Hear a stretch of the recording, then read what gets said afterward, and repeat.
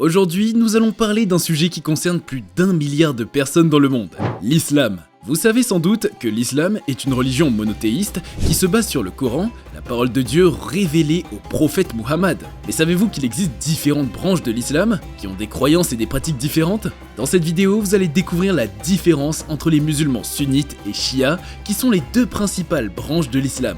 Alors, restez avec moi car vous allez apprendre beaucoup de choses sur cette religion fascinante et complexe. Avant d'aller plus loin, n'oubliez pas que vous avez la possibilité de consulter les sources en description. Et c'est parti! Le sunnisme, qu'est-ce que c'est?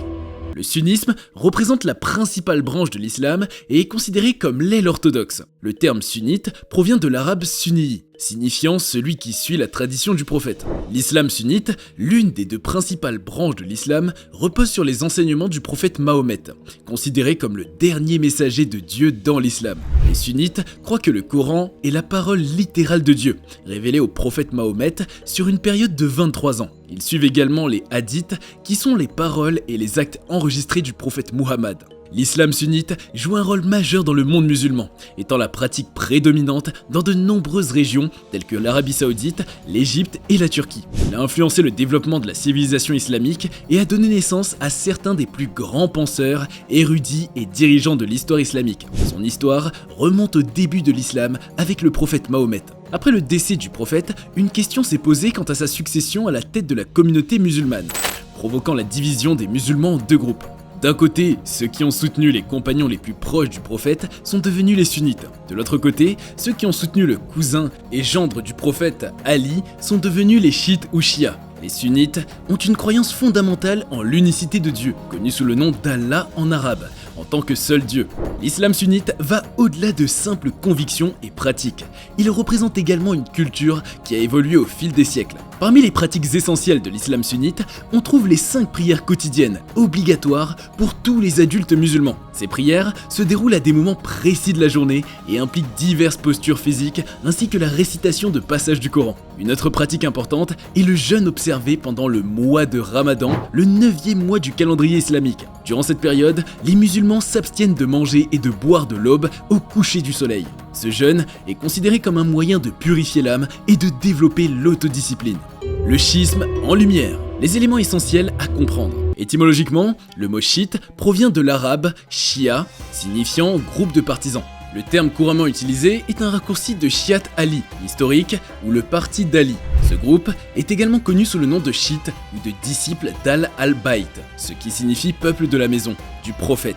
Au sein des branches sunnites et chiites de l'islam, on retrouve diverses ramifications et sectes religieuses. Par exemple, en Arabie Saoudite, le wahhabisme sunnite est une faction répandue et puritaine. De même, dans le chiisme, les Drouzes sont une secte électique qui vit au Liban, en Syrie et en Israël. En effet, le chiisme, la plus ancienne branche de l'islam, trouve son origine au moment de la mort du prophète Mohammed. La question de sa succession a alors surgi. Les chiites, ou partisans d'Ali, le cousin et gendre du prophète, ont émergé. En 632, après le décès de Mohammed, la majorité des musulmans estimaient qu'il n'avait pas laissé de directives claires concernant sa succession. Par conséquent, ils ont suivi la coutume tribale en réunissant un conseil d'anciens et de notables. Ils ont choisi Abou Bakr, un compagnon de longue date et l'un des beaux-pères de Mohammed qui appartenait à la même tribu que lui, les Qurayshites. Aujourd'hui, les chiites forment la principale minorité au sein de l'islam, représentant environ 15 à 20% de l'ensemble des musulmans, soit entre 150 et 200 millions de fidèles. Ils sont souvent considérés comme divergents, voire hérétiques, par les sunnites. Cette différence religieuse est un élément central des conflits qui affectent actuellement des régions comme l'Irak, la Syrie et le Yémen. La lignée et le nombre d'imams varient selon les branches du schisme. 3 principales branches subsistent de nos jours. Les Zaïdites, principalement présents au Yémen, les Ismaéliens, dont l'Aga Khan dirige l'une des 2 branches, et enfin les duodécimens, les plus nombreux, majoritaires en Iran, en Irak, à Bahreïn, ainsi qu'en Azerbaïdjan. Le schisme duodécimain, également appelé imamite, est devenu la religion officielle en Iran à partir du XVIe siècle, faisant de l'Iran le seul pays chiite au monde. Les musulmans chiites ont la conviction que, suite au décès du prophète Mahomet, la succession devrait directement revenir à son cousin et gendre Ali ibn Abu Talib. À travers l'histoire, les chiites n'ont pas reconnu l'autorité des dirigeants musulmans élus, préférant suivre une lignée d'imams qu'ils estiment avoir été désignés par le prophète Mahomet ou par Dieu lui-même. Les discordances entre sunnites et chiites. Pour commencer, examinons les points communs entre ces deux branches de l'islam. Les sunnites et les chiites partagent la lecture du Coran, les paroles du prophète, et ils ont une croyance commune en la mission prophétique de Mohammed, le messager d'Allah. De plus, tous deux observent les 5 piliers de l'islam, incluant le jeûne pendant le ramadan, l'engagement à effectuer le pèlerinage à la Mecque, la pratique des 5 prières rituelles par jour, la charité envers les démunis et le maintien de leur foi. Chez les sunnites, comme chez les chiites, les 5 prières quotidiennes sont obligatoires, mais des différences existent dans leur exécution. Par exemple, lors des ablutions, les chiites considèrent qu'il n'est pas nécessaire de laver l'intérieur des oreilles et se tiennent debout les mains le long du corps, tandis que les sunnites placent leurs mains sur le ventre. Les deux groupes partagent également la croyance en la loi islamique, bien que leurs interprétations et applications puissent différer.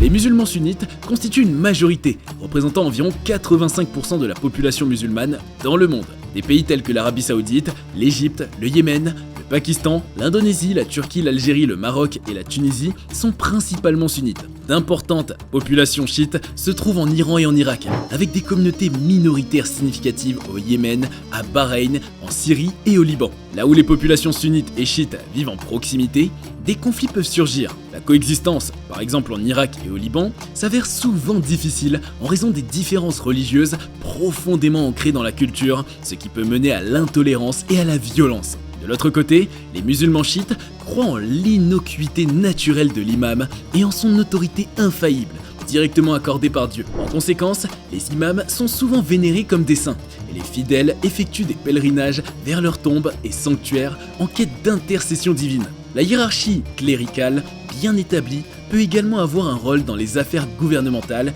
comme le montre l'exemple de l'Iran. L'imam, plutôt que l'État, détient l'autorité suprême. Les musulmans sunnites font valoir qu'il n'y a aucune base dans l'islam pour une classe héréditaire privilégiée de chefs spirituels et certainement aucune base pour la vénération ou l'intercession des saints. Ils soutiennent que le leadership de la communauté n'est pas un droit de naissance, mais plutôt une confiance qui doit être gagnée et qui peut être accordée ou retirée par le peuple. En résultat de cette question initiale de leadership politique, de nombreux aspects de la vie spirituelle diffèrent aujourd'hui entre ces deux groupes musulmans, y compris les rituels de prière et de mariage. Parfois, on compare ces différences à celles existantes entre les catholiques et les protestants. Bien qu'ils partagent des croyances communes, leurs pratiques varient.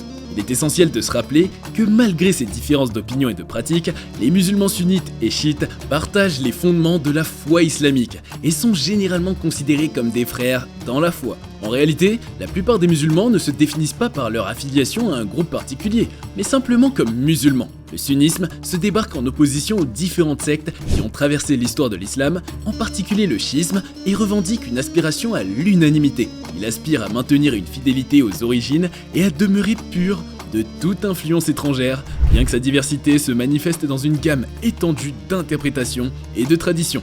La base de sa définition repose sur l'acceptation du Coran en tant que parole divine et des enseignements du prophète, transmis sous forme de récits et d'informations appelés hadiths et kabar. Le sunnisme continue de se référer constamment à ses textes fondamentaux. Le chiisme partage également ses sources fondamentales et présente une diversité substantielle.